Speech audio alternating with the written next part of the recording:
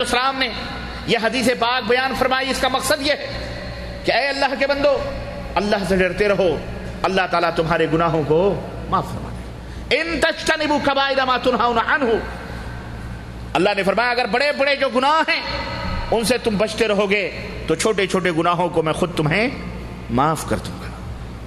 اللہ اکبر. اس بندے نے ساری زندگی گناہ کیا تھا، لیکن اس کے دل میں ایک خوف تھا اللہ تعالیٰ کا، ڈر تھا کہ وہ مجرم ہے، اس لیے اس نے یہ حرکت کی. اللہ تبارک تعالیٰ نے اسے معاف فرما دیا. لیکن یہ پچھلے زمانے کے لوگوں کا واقعہ ہے. آج نبی کی امت میں یہ حرکت کرنا حرام ہے. آج بھی کوئی سن کر کے اس حدیث پاک کو یہ نہ کہے مرنے کے بعد، مرنے کے وقت کہ میرے بچوں جب میں مر جاؤں گا تو جس طرح اس آدمی کے ساتھ یہ واقعہ ہوا تھا ایسے میرے ساتھ بھی کر دو. نہ، یہ حکم دینا حرام ہے. یہ وہ لوگ کرتے ہیں جو اللہ کی رحمت سے نا امید ہیں. لیکن ہم جب جانتے ہیں کہ ہمارا مالک قادر ہے، اور یہ حدیث بتانے کے مقصد بھی یہی ہے کہ تم کچھ بھی کر لو، اللہ تبارک تعالیٰ تمہیں جب چاہے جس وقت چاہے تمہیں زندہ کر کے تم سے حساب و کتاب لے سکتا ہے. اسی طرح سے لوگوں، اللہ کی رحمت اتنی عظیم ہے، اتنی بڑی ہے. سنو اللہ تعالیٰ نے کیا فرمایا. اللہ کی رحمتوں سے نا امید نہ ہو، صرف اپنے بازوؤں کی قوت اور اس کی طاقت کے اوپر بھروسہ نہ کرو. تم ہمیشہ یہ بھی سوچتے رہو کہ یہ دنیا فانی ہے، یہ دنیا ختم ہونے والی ہے. یہ بھی سوچتے رہو کہ نہ تمہارا بادشاہ، نہ تمہارا کفیل، نہ تمہارا وکیل، نہ تمہارا کچھ، نہ تمہارا کچھ، نہ تمہارے ماں، نہ تمہارے باپ، کوئی تمہارا، اگر اللہ نہ چاہے تو تمہیں ایک دانہ بھی تمہارے منہ میں ڈال سکتے اللہ عز و جل ہے. ہمیشہ سوچتے رہو یہ دنیا مل جائے اور میرا نقصان کرنا چاہے، جب تک اللہ نہیں چاہے گا مجھے نقصان پہنچ سکتا. یہ عقیدہ اور یہ ایمان اپنے دلوں کے اندر رکھو، اپنے ایمان کو مضبوط بناؤ. اس کی ضرورت ہے. آج کے اس دور میں لوگ ہوس میں، حرص میں، لالچ میں اس طرح پڑے ہوئے ہیں دنیا پرستی کے اندر، استغفر اللہ، کہ اللہ کو بھول گئے، نماز کو بھول گئے، روزے کو بھول گئے، توحید کو بھول گئے، سب کچھ بھلا دیا. دولت دے، دولت دے، مال، مال کی لپیٹ میں پڑے ہوئے ہیں. اللہ عز و جل. بہت سارے لوگ ہیں دن رات، صاحب کیا کریں، بڑی محنت کرتے ہیں. کیوں بھائی اتنی محنت، کیا بات ہے؟ کیا کریں صاحب، دو روٹی کے لیے یہ کرنا پڑتا ہے، وہ بھی کرنا پڑتا ہے. بچوں کو منہ دیکھا جاتا، حلال بھی کرتے ہیں، حرام بھی کرتے ہیں. آئے دولت، آئے دولت، آئے دولت آئے. اللہ کہاں ہے؟ ایک انسان ہے جو اللہ کی قسم چند ٹکوں کے لیے حرام اور حلال کی تمیز کھو بیٹھتا ہے. لیکن اس کائنات میں انسان کے علاوہ بھی مخلوقات رہتے ہیں کہ نہیں رہتے؟ بولو مسلمانوں، تمہیں عقل ہے، لوگوں تمہیں عقل ہے، خرد ہے، دماغ ہے، سوچ ہے، سمجھ ہے، آنکھیں ہیں، کان ہیں، سب کچھ ہے، زبانیں ہیں. اللہ عز و جل آخر کس طرح سے بھول جاتے ہو کہ ہمارے علاوہ بھی اس دنیا کے اندر روح والی چیزیں موجود ہیں، اور ایسی روح والی جنہیں اگر کھانا پانی نہ دیا جائے تو مر جائیں. آخر ان کو کون پالتا پوستا، ان کو کون کھلاتا پلاتا ہے؟ کوئی بندہ ایسا بھی ہے دنیا کے اندر جو کہہ دے کہ فلانا جانور یا فلانا پرندہ ایسا ہے کہ جس کے پیٹ ہی نہیں؟ بولو، ہر ذی روح کے پاس پیٹ موجود ہے. جتنی بھی زندہ چیزیں ہیں خوراک کی محتاج ہے، غذاؤں کی محتاج ہے. چونٹی ہو، مکھی ہو، بلی ہو، کتا ہو، جانور ہو، بیل ہو، بھینس ہو، چیل ہو، کوے ہو، گوریا ہو، یہاں تک کہ یہ ننا منا مچھر بھی، بولو وہ بھی غذا کا محتاج ہے کہ نہیں محتاج ہے؟ اسے بھی غذا ملتی ہے کہ نہیں ملتی؟ تم لاکھ کھچوا چھاپ اگربتی لگاؤ، آل آؤٹ لگاؤ، لاکھ بھگانے کے تدبیریں کرو، وہ کہیں نہ کہیں تو اپنی خوراک پا لیتا ہے کہ نہیں پا لیتا ہے؟ اس کا پیٹ کہاں سے بھرتا ہے؟ اپنی جانوں پر کھیل کر تمہارے جسم پر آ کر وہ نہ منہ اپنا سونڈ تمہارے جسم کے اندر انجیکشن کی طرح چبھو کر اپنی غذا لے لیتا ہے. چارپائیوں کے اندر، بستروں کے اندر کھٹمل ہوتے ہیں، وہ بھی تمہیں کاٹتے ہیں. کاٹتے ہیں کہ نہیں کاٹتے؟ بولو، اپنا غذا، اپنی خوراکیں لے کے چلتے ہیں. کسی پرندے کو آپ نے دیکھا ہے کہ اپنے پیٹھ کے اوپر غلہ لاد کے پھر رہا ہو؟ کوئی چڑیا اپنے پیٹھ کے اوپر غلہ لاد کے چلتی ہے؟ کوئی بیل، کوئی بھینس، کوئی جانور اپنے پیٹھ کے اوپر غلہ لادنے کا کوئی ہتھیار رکھتے ہیں یہ جانور؟ آخر ان کو بھی کھلانے پلانے والا ہے کوئی کہ نہیں؟ کوئی ہے. کون ہے یہ؟ کون کھلاتا اور پلاتا ہے؟ وہ اللہ عز و جل ہے.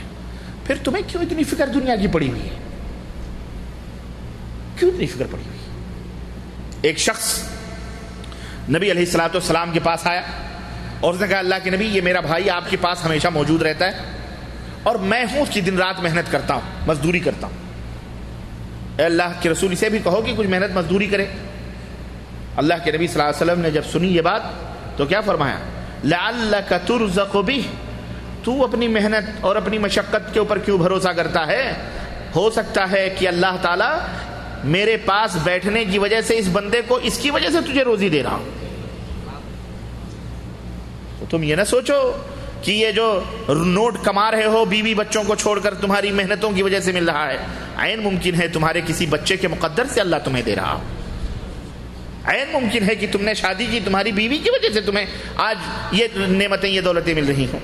عین ممکن ہے تمہارے کسی عمل صالح کی وجہ سے اللہ تعالیٰ تمہیں کوئی چیز دے رہا ہو سکتا ہے تمہاری ماں کی دعائیں شامل حال ہوں، تمہارے بڈھے ماں باپ کی، دادا پردادا کی دعائیں شامل حال ہوں، جس کی وجہ سے تمہیں یہ چیزیں اللہ تعالیٰ نے عطا فرمائی ہوں. اس لیے کسی چیز کے اوپر بھروسہ نہ کرو، بھروسہ کرنا ہے تو اللہ عز و جل کے اوپر. میرے عزیزو، اپنے مالک کی طاقت اور اس کی قوت کو پہچانو. وہ رحمان اور رحیم ہے، اللہ کی قسم وہ شفیق اور مہربان ہے.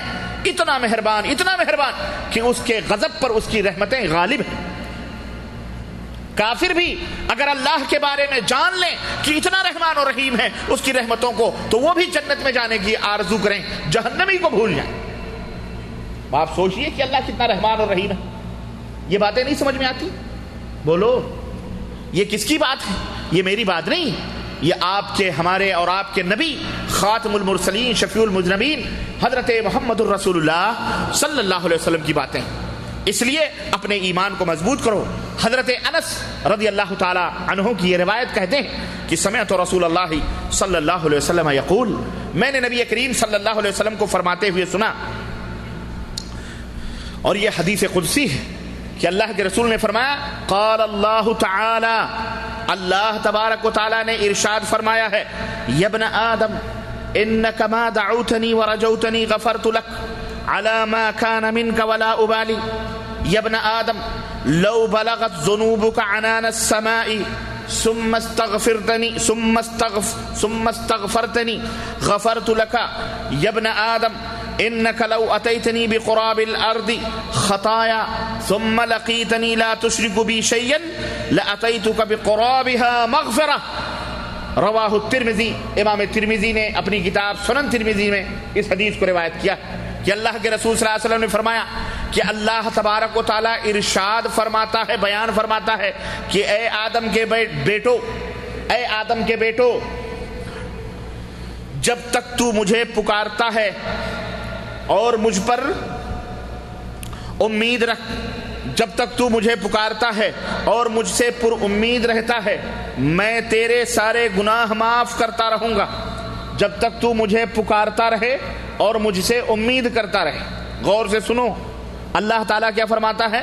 جب تک تو مجھے پکارتا رہے گا اور جب تک تو مجھ سے امیدیں اپنی وابستہ رکھے گا، امید کرتا رہے گا، اللہ فرماتا ہے میں تیرے سارے گناہ معاف کرتا رہوں گا اور مجھے کسی بات کی پرواہ ہی نہیں.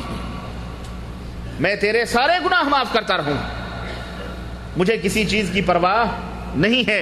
اے آدم کے بیٹو، اگر تیرے گناہ آسمان کے کناروں تک پہنچ جائیں اور تو مجھ سے معافی مانگے، گناہ کر لیا، خطائیں کر لیں، جرم سرزد ہو گئے، پھر دوسرا نمبر آتا ہے معافی مانگنے کا. اے آدم کے بیٹو، اگر تمہاری خطائیں آسمان روئے زمین کے آسمان کے کناروں تک پہنچ جائیں، اتنے گناہ ہو جائیں کہ آسمان کے کناروں تک وہ گناہ پہنچ جائیں اور تو مجھ سے معافی مانگے تو میں تجھے معاف کر دوں گا. اللہ، میں تجھے معاف کر دوں گا اور مجھے کوئی پرواہ. اللہ کو کوئی پکڑنے والا ہے؟ لوگوں، خطا کرو، جرم کرو، استغفر اللہ کو، استغفر اللہ من کل ذنب واتوب الیہ. اللہ میں تجھ سے معافی مانگتا ہوں اور توبہ کرتا ہوں کہ آئندہ ایسا گناہ نہیں ہوگا. اے اللہ یہ جرم نہیں ہوں گے. یہی وجہ تھی کہ حضرت محمد الرسول اللہ صلی اللہ علیہ وسلم فرماتے ہیں کہ میں ایک دن کے اندر 70 سے لے کر 100 دفعہ تک اللہ سے معافی مانگتا ہوں. جبکہ وہ ایسے معصوم تھے، اگلے پچھلے سارے گناہ اللہ تعالیٰ نے انہیں پہلے